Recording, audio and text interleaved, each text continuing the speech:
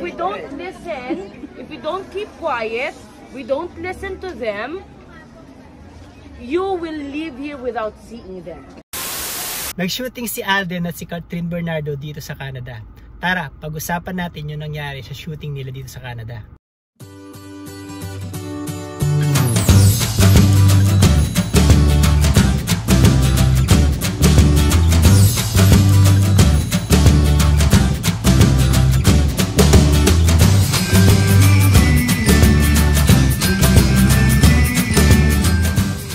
Good afternoon guys! Nasa tapat ako ng Silver City kasi maya-maya ng konti manonood ako ng Deadpool.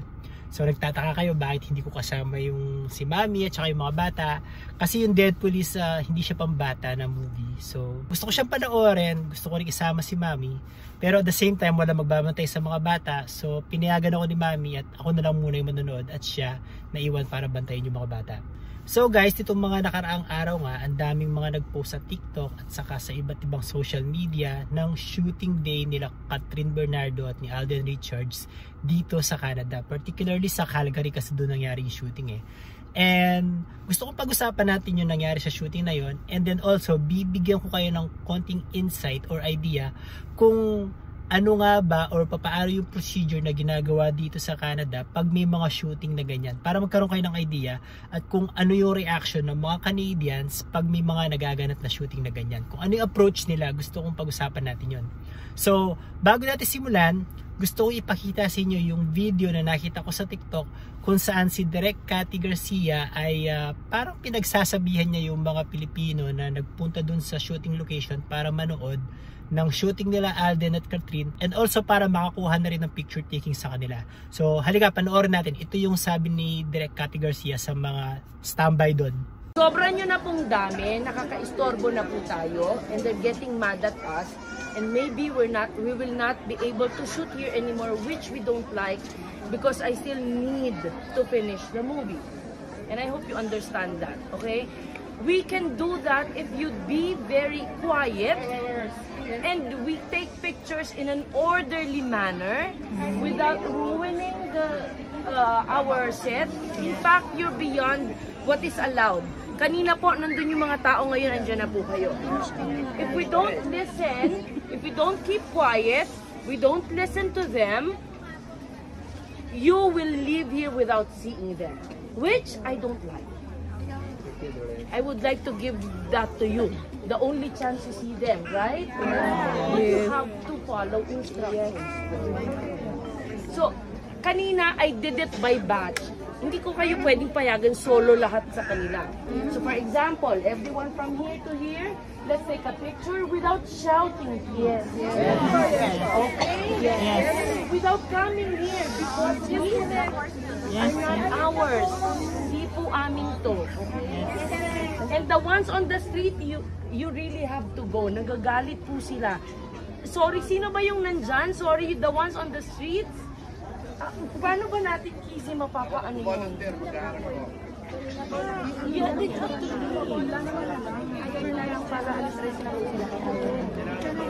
So there you go guys, nakita nyo naman kung paano nakiusap si Direk Cathy Garcia na sana wag munang mag-ingay yung mga tao kasi nga nakakaabala sila sa mga kapitbahay. And yun nga, pag nagpa-picture sila kina Alden at Catherine, hindi pwedeng per person kundi per batch para nga hindi maubos yung oras ng dalawang artista na nandun, kasi hindi imposible yun, kailangan talaga per batch. And also sinabi niya rin na yung mga nandun sa kabilang sidewalk, bawal daw doon. So siguro nagtataka kayo bakit ganun yung mga words ni Direk Cathy Garcia doon sa mga nakatambay doon sa sa shooting. Kasi guys, alam niyo po dito sa Canada, para lang magkaroon kayo ng idea, yung mga Canadians kasi masyado nilang binavalue yung kanilang privacy at saka yung kanilang peace of mind.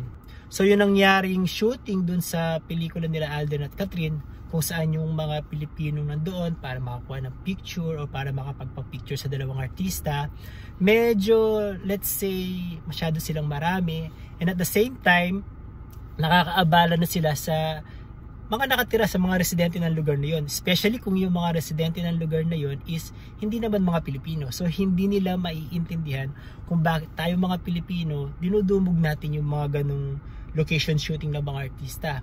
Kasi alam nyo guys, dito sa Canada, well at least dito sa Vancouver kung saan ako nakatira, sa Vancouver tsaka sa Richmond kasi, madalas may mga nagsushooting dito. Ito nga, pinost ko nga sa Facebook ko yung ilang mga location sa downtown Vancouver kung saan ginagawa yung mga TV shows like yung The Flash at Supergirl. Ayun, makikita nyo sa mga pictures ko kung saan ginawa yung shooting, tas tumayo ako ron. And sa mga tao kasi sa downtown kung saan ako nag-work, usually kasi pagkatanghali naglalakad-lakad kami, so nagkakaroon ako ng idea.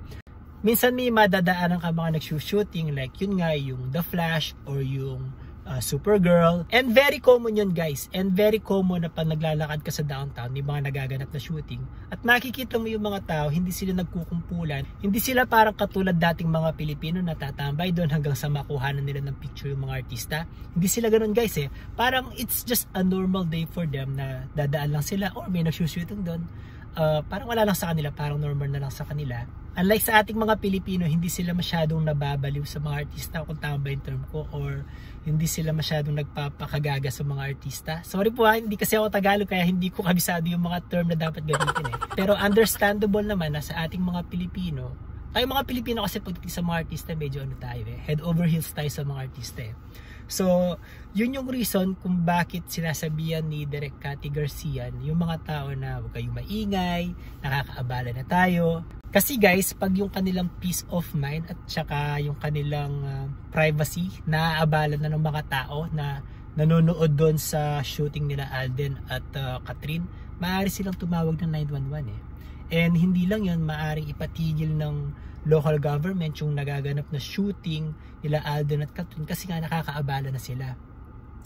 Although, alam naman ng mga residente na may magaganap na shooting doon kasi dito, pagka mayroong mangyayaring shooting, parang days or weeks ahead of that shooting day, may mga nakapaskil na sign sa mga lugar na yon na there will be a filming of this movie here from this time until this time, from this date until this date. So alam na ng mga tao na may magaganap na shooting doon.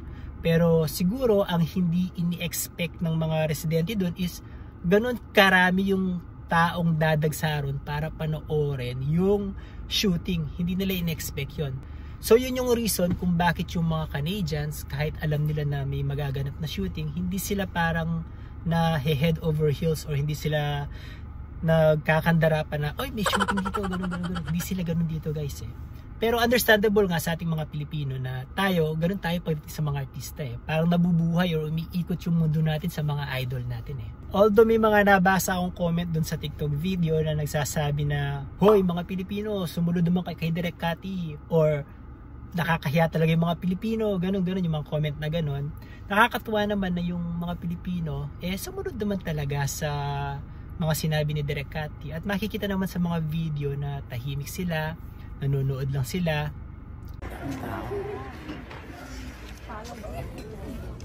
Ang titili.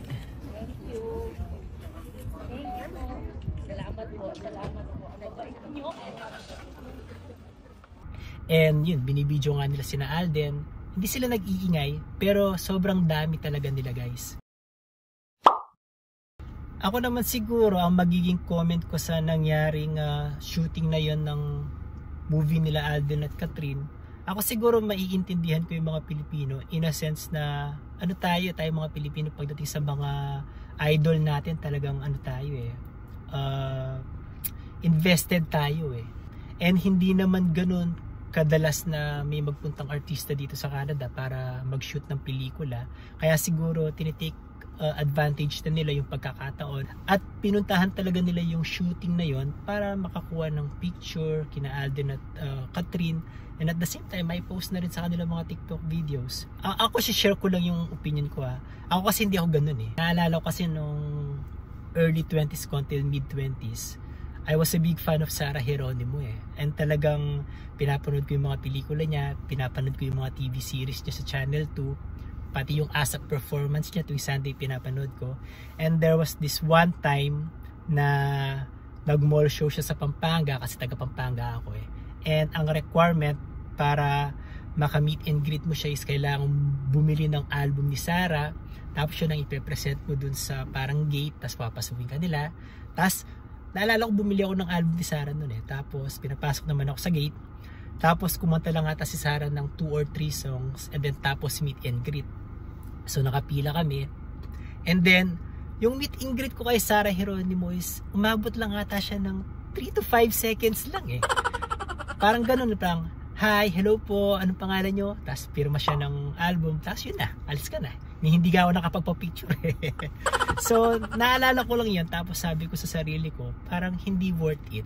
Like, ang dami kong inaksayang oras, pumila ako ng pagkahaba-haba, bumili ako ng album, tapos nanood ako ng performance ni Sarah. Although nag-enjoy ako, tapos pumila ulit ako para sa meet and greet, tapos parang 3 to 5 seconds ko lang siyang nakita, tapos wala kang picture na nangyari, parang mabilis lang. So parang sabi ko sa sarili ko, parang hindi worth it yung time na nasayang ko. At saka para sa akin lang to parang nasira yung illusion. Kasi idol ko si Sarah dun sa mga roles na pinotray niya sa mga pelikula niya, sa mga TV series niya. Idol ko siya. And then pag na-meet and greet mo kasi yung favorite na artista mo, parang nasisira yung illusion eh. So sabi ko sa sarili ko, hindi ko na uulitin to kasi after that naman pinapanood ko pa rin yung mga pelikula ni Sarah, tsaka pinapanood ko pa rin yung mga TV series niya. Pero I make it a point na talagang hindi na lang ako pupunta sa mga, kung merong mga meet and greet kay Sarah, hindi na lang ako pupunta kasi nasisira yung illusion eh. I'd like to keep the illusion and the fantasy na ito si Sarah, ganito yung character niya, ito yung pag-uugali niya. Ayoko masira yon. So I stayed as a fan of Sarah Geronimo, pero hindi ko na siya pinurso na makita sa personal or yun nga, parang it's not worth of my time. Parang mas marami pa ako pwedeng gawin sa oras ko. Although iba-iba yung tao, and naiintindihan ko naman yung mga kababayan natin na nasa Calgary na nandun si Alden at saka si Catherine. Siguro Pilipinas pa lang, big fan na sila ng dalawang artista na yon. So talagang ni-spend nila yung buong araw nila para makasama sila. Although yun nga, hindi naman naiintindihan ng ibang lahi yun. So sana maintindihan ng mga kababayan natin na nasa Canada tayo. Hindi lahat ng tao rito sa Canada maiintindihan yung actions natin pagdating sa mga artista. At the same time, yung mga Canadians na yun, binavalue nila yung kanilang privacy at ang kanilang peace of mind. So kung meron pang magaganap na mga future shootings nila Alden at Catherine sa Calgary, sana yung mga Pilipino ating kababayan is pagpatuloy lang nila yung pagiging well-behaved nila at sana wag silang mag-cause ng anumang delays sa production ng pelikula nila Catherine. Kasi pag hindi sila sumunod dun sa pakiusap ni Direk Cathy, madedelay yung shooting and mas lalaki yung budget nila para sa pag-shooting dito sa Canada. And also nga pala guys, nakalimutan ko lang sabihin sa inyo na isa pa palang difference nung naganap na shooting kina Alden at saka sa mga regular shootings ng pelikula na nagaganap dito sa Canada, sa Vancouver in my experience. Dito kasi sa Vancouver, pag may shooting na nagaganap, ang range ng pagbabakod sa shooting na yun is at least 2 blocks away. So, kung makikita nyo dito sa picture na ipapakita ko sa inyo ngayon, pinost ko ito sa aking Facebook. Kung makikita nyo, zoom ko na lang si Flash dito kasi talaga napakalayo niya, hindi ka makakalapit sa kanya. And may mga pulis talaga na naka-perimeter dun sa area. Or kung hindi man sila mga pulis, mga bantay, so hindi ka makakapasok. So hindi mo talaga maiistorbo yung mga artista. And yung nakita nating video dito kina Catherine at Alden, yung mga fans nandun lang sa kabilang side ng kalsada.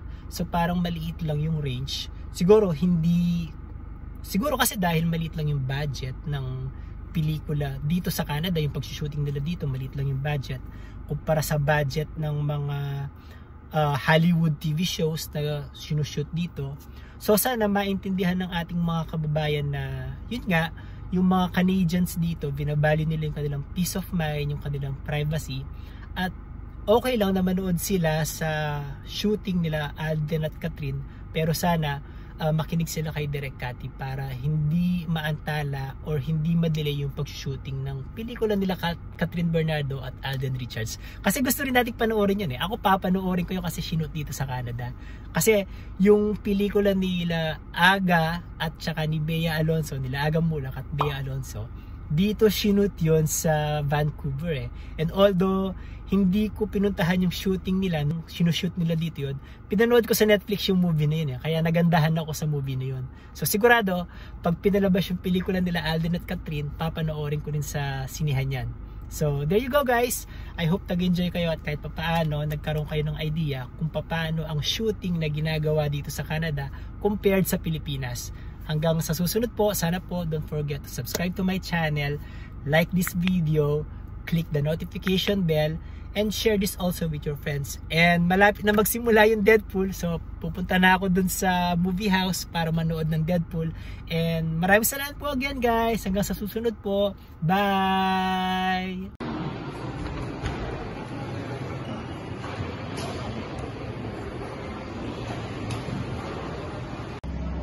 Guys, tingnan niyo ako. Ayun yung Deadpool. Ayun yung Deadpool. And 3D siya. So, kukuha ako ng 3D. So, papasok na ako guys. Bye!